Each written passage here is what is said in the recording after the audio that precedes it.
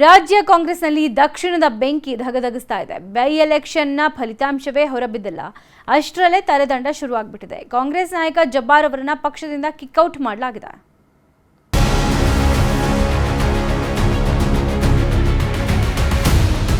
ರಾಜ್ಯ ಕಾಂಗ್ರೆಸ್ ಪಕ್ಷದಲ್ಲೀಗ ಬೆಂಕಿ ಬಿರುಗಾಳಿ ಎದ್ದಿದೆ.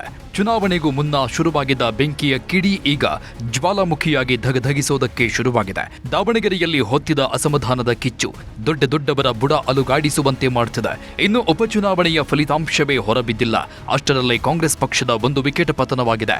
ಸೋಲು ಗೆಲುವಿನ ಲೆಕ್ಕಾಚಾರ ನಡೀತಾ ಇರೋ ಹೊತ್ತಲ್ಲೇ ದಾವಣಗೆರೆ ದಕ್ಷಿಣ ಕ್ಷೇತ್ರದಲ್ಲಿನ ಪಕ್ಷ ವಿರೋಧಿ ಚಟುವಟಿಕೆ ಆರೋಪದಡಿ ತಲೆದಂಡ ಹಾಕಿದ್ದಾರೆ. ಫಲಿತಾಂಶಕ್ಕೂ ಮುನ್ನ ತಲೆದಂಡ ರಿಸಲ್ಟ್. ನಸೀರ್ ಜಬ್ಬಾರ್ ಬಳಿಕ ಜಮೀರ್ಗೂ ಟೆನ್ಷನ್. ರಾಜ್ಯದ ಉಪಚುನಾವಣಾ ದಿನಾಂಕ ಘೋಷಣೆ ಆಗಿದ್ದೇ ಆಗಿತ್ತು. ಅವತ್ತಿನಿಂದಲೇ ಕಾಂಗ್ರೆಸ್ನಲ್ಲಿ ಅಸಮಾಧಾನ ಹೊಗೆ ಎದ್ದಿತ್ತು. ದಾವಣಗೆರೆ ದಕ್ಷಿಣ ಕ್ಷೇತ್ರದಲ್ಲಿ ಮುಸ್ಲಿಂ ನಾಯಕರಿಗೆ ಟಿಕೆಟ್ ಕೊಡಬೇಕು ಅಂತ ಜಮೀರ್ ಟೀಮ್ ಪಟ್ಟು ಹಿಡಿದಿತ್ತು.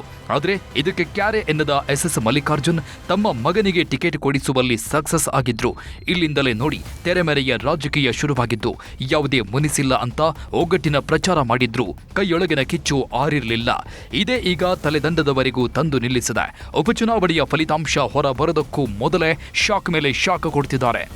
ಕಾಂಗ್ರೆಸ್ ಪಾಳಯದಲ್ಲಿ ದಾವಣಗೆರೆ ದಕ್ಷಿಣದ ದಂಗಲ್ ಶುರುವಾಗಿದೆ. ಇದರ ಬಿಸಿ ಕೈ ಪಾಳಯವನ್ನೇ ಸುಡುತ್ತಿದೆ. ಪಕ್ಷ ವಿರೋಧಿ ಚಟುವಟಿಕೆ ಆರೋಪದಡಿ ಜಬ್ಬಾರನ್ನ ಕಾಂಗ್ರೆಸ್ ಪಕ್ಷ ಕಿಕ್ಔಟ್ ಮಾಡಿದೆ.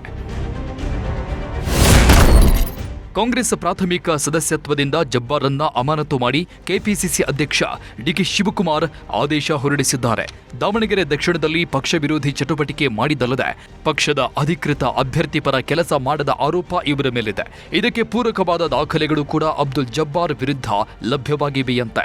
ಪಕ್ಷದ ಆಂತರಿಕ ತನಿಖೆಯಲ್ಲೂ ಲೋಪದ ಸುಳಿವು ಸಿಕ್ಕಿದ್ದು. ಎಸ್ಡಿಪಿಐ ಅಭ್ಯರ್ಥಿಗೆ ಹಣಕಾಸಿನ ನೆರವು ನೀಡಿದ ಆರೋಪಕ್ಕೆ ಒಂದಿಷ್ಟು ಸಾಕ್ಷ್ಯ ಸಿಕ್ಕಿವೆಯಂತೆ. ಇನ್ನು ಈ ಬಗ್ಗೆ ಪ್ರತಿಕ್ರಿಯೆ ನೀಡಿದ ಅಬ್ದುಲ್ ಜಬ್ಬಾರ್, ನನಗಿನ್ನೂ ಅಮಾನತು ಮಾಡಿರುವ ಲೆಟರ್ ಸಿಕ್ಕಿಲ್ಲ. ಲೆಟರ್ ಸಿಕ್ಕಿದ್ರೆ ಉತ್ತರ ಕೊಡ್ತೇನೆ. ಕೆಲವರು ಅರ್ಜೆಂಟ್ ಮಂತ್ರಿ ಆಗಬೇಕು ಎಂದು ಹೀಗೆ ಮಾಡ್ತಿದ್ದಾರೆ. ನನ್ನ ಮೇಲೆ ಮಾಡಿರೋ ಆರೋಪಕ್ಕೆ ದಾಖಲೆ ಕೊಡಲಿ ಅಂತ ಕಿಡಿಕಾರಿದ್ದಾರೆ. ಈಗ ಸಸ್ಪೆಂಡ್ ಮಾಡಬೇಕಾದ್ರೆ ಅದಕ್ಕೆ ರೀಸನ್ ಹಾಕಿರ್ತಾರೆ. ಏನಂತ ನೋಡ್ತೀನಿ. ಅದು ಏನದು ಒಂದು ಏನೋ ವೈರಲ್ ಆಗಿದೆ ಅದು ಆಗಿದೆ ಅಂತ ಏನು ಹೇಳ್ತದಾರಲ್ಲ, ಅದು ಏನು ವೈರಲ್ ಆಗಿದೆ ಅಂತಲೂ ನಾನು ನೋಡ್ತೀನಿ. ಆಮೇಲೆ ಕರೆದು ಮುಂದೆ ಹೋಗಿ ಉತ್ತರ ಕೊಡ್ತೀನಿ. ಪಾರ್ಟಿಗೂ ಕೊಡ್ತೀನಿ, ನಿಮಗೂ ಕೊಡ್ತೀನಿ. ಅದ್ರಾಗ ಏನಿದೆ. ನಾವು ಮಾಡಿದ್ದೇ ತಪ್ಪು ಮಾಡಿಲ್ಲ ಅಂದಮೇಲೆ ನಾವು ಯಾರಿಗೆ ಇದು ಏನು ಕೇರ್ ಮಾಡೋದು. ಇವ್ರು ರಿಜ್ವಾನ್ ಅರ್ಷದ್ ಅವರೆಲ್ಲ ಕುಂತ್ಕೊಂಡು ಮಾತಾಡಿದ್ರಲ್ಲ ಆ ದಿವಸ, ಜಬ್ಬಾರ್ ಅವ್ರ ಹೆಸರು ಒಂದೇ ಹಿಡ್ಕೊಂಡಿದ್ದಕ್ಕೆ ಅದು ಯಾರು ಹಿಡ್ಕೊಳ್ಳೋಕೆ ಹೇಳಿದ್ರು ನಿಮಗೆ? ನಮ್ಮ ಲೆಟರ್ನಲ್ಲಿ ಓಪನ್ ಆಗಿದೆ, ಯಾರ್ಯಾರ ಮುಸ್ಲಿಮ್ಸಿಗೆ ಕೊಡ್ರಿ ಅಂತಲೇ ಇದೆ. ನಮ್ಮಲ್ಲಿ ಎಲ್ಲರೂ ಸಿಗ್ನೇಚರ್ ಮಾಡಿದ್ದಾರೆ ಅದಕ್ಕೆ ಲೆಟರ್ಗೆ ಇದೆ. ಅದು ನಾವೆಲ್ಲ ಸಿಗ್ನೇಚರ್ ಮಾಡಿ ಎಲ್ಲರಿಗೂ ಅದೇನಪ್ಪ ಅಂದರೆ ಯಾರಿಗಾರೊಬ್ರಿಗೆ ಕೊಡಿ. ಆಕಸ್ಮಿಕವಾಗಿ ಅಲ್ಪಸಂಖ್ಯಾತರಿಗೆ ಕೊಡೋಕ್ಕಾಗಿಲ್ಲ ಅಂದರೆ ಯಾವ್ದಾರ ಅಂಥ ಸಮಾಜಕ್ಕೆ ಕೊಡಿ. ಯಾರಿಗೆ ಪ್ರಾಮುಖ್ಯತೆ ಸಿಕ್ಕಿಲ್ಲ ಅಂತ ಅಂಥ ಸಮಾಜಕ್ಕೆ ಕೊಡಿ ಅಂತ ಹೇಳಿದ್ದೀವಿ. ಅದು ಯಾಕೆ ರೀಸನು ಅಷ್ಟೇ. ಒಂದೇನು ಮನೆಗೆ ಯಾಕಪ್ಪ ಅಷ್ಟು ಸ್ಥಾನಮಾನಗಳು ಹೋಗಬೇಕು, ಬೇರೆ ಯಾರಿಗೂ ಆಗಬಾರ್ದೇನು. ಅದು ಒಂದೇ ನಮ್ಮ ರೀಸನ್. ಈ ಎಲ್ಲ ಬೆಳವಣಿಗೆ ಬೆನ್ನಲ್ಲೇ ಸಿಎಂ ಸಿದ್ದರಾಮಯ್ಯ ನಿವಾಸ ಹಾಟ್ಸ್ಪಾಟ್ ಆಗಿ ಮಾರ್ಪಾಡಾಗಿದೆ. ಜಬ್ಬಾರನ್ನ ಪಕ್ಷದಿಂದ ಅಮಾನತು ಮಾಡಿದ ಬೆನ್ನಲ್ಲೇ ಸಿಎಂ ನಿವಾಸದಲ್ಲಿ ಸಭೆ ನಡೆಸಿದ್ದಾರೆ. ಜೊತೆಗೆ ಸಲೀಂ ಅಹಮದ್, ರಿಜ್ವಾನ್ ಜೊತೆಗೂ ಸಿಎಂ ಜೊತೆ ಚರ್ಚೆ ನಡೆಸಿದ್ರು. ಇದರ ಮಧ್ಯೆ ಸಚಿವ ಎಸ್ ಮಲ್ಲಿಕಾರ್ಜುನ್ ಕೂಡ ಸಿಎಂ ನಿವಾಸಕ್ಕೆ ಬಂದು ಗುಟ್ಟಾಗಿ ಚರ್ಚಿಸಿ ಹೋಗಿದ್ದಾರೆ. ಜಮೀರ್ ಅಹಮದ್ಗೂ ಎದುರಾಗಿದೆ ಸಂಕಷ್ಟ. ಜಬ್ಬಾರ್ ಅವರನ್ನ ಪಕ್ಷದಿಂದ ಕಿಕ್ಔಟ್ ಮಾಡ್ತಾ ಇದ್ದಂತೆ ಸಚಿವ ಜಮೀರ್ ಅಹಮದ್ಗೂ ಟೆನ್ಷನ್ ಶುರುವಾಗಿದೆ. ಜಬ್ಬಾರ್ ಬೆನ್ನಲ್ಲೇ ಸಚಿವ ಜಮೀರ್ ಅಹ್ಮದ್ ಮೇಲೂ ವರಿಷ್ಠರು ಶಿಸ್ತು ಕ್ರಮ ಕೈಗೊಳ್ಳುತ್ತಾರಾ ಅನ್ನೋ ಚರ್ಚೆ ಶುರುವಾಗಿದೆ. ಕೆಪಿಸಿಸಿ ಶಿಸ್ತು ಸಮಿತಿ ಮೇಲೆ ಜಮೀರ್ ವಿರೋಧಿ ಬಣ ಒತ್ತಡ ಹೇರುತ್ತಿದೆಯಂತೆ. ಆದರೆ ಅಲ್ಪಸಂಖ್ಯಾತ ಮತಗಳು ಕೈತಪ್ಪುವ ಆತಂಕದಿಂದ ವರಿಷ್ಠರು ಹಿಂದೇಟು ಹಾಕ್ತಿದ್ದಾರೆ ಅಂತ ಹೇಳಲಾಗ್ತಿದೆ. ಈಗಾಗಲೇ ಶೋಕಾಸ್ ನೋಟಿಸ್ ನೀಡದೆ ನಸೀರ್ ಜಬ್ಬಾರ್ಗೆ ಶಿಕ್ಷೆ ನೀಡಲಾಗಿದೆ. ಹೀಗಾಗಿ ಸಚಿವ ಜಮೀರ್ಗೂ ಶೋಕಾಸ್ ನೋಟಿಸ್ ನೀಡದೆ ಕ್ರಮ ಆಗುತ್ತಾ ಅನ್ನೋ ಪ್ರಶ್ನೆ ಮೂಡಿದೆ. ಒಂದು ವೇಳೆ ಸಚಿವರಾಗಿ ಪಕ್ಷ ವಿರೋಧಿ ಚಟುವಟಿಕೆ ನೋಟಿಸ್ ಪಡೆದರೆ ಸಂಕಷ್ಟ ಎದುರಾಗೋದು ಖಾಯಂ. ಸಚಿವ ಸ್ಥಾನಕ್ಕೆ ರಾಜೀನಾಮೆ ನೀಡೋ ಅನಿವಾರ್ಯ ಎದುರಾಗೋ ಸಾಧ್ಯತೆ ಇದೆ.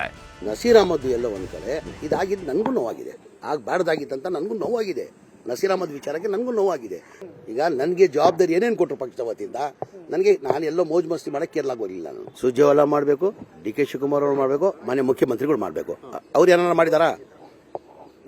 ಮಾಡಿದಾರಾ? ಬೇರೆ ಯಾರು ಮಾತ್ರ ಅರ್ಥ ಇಲ್ಲ.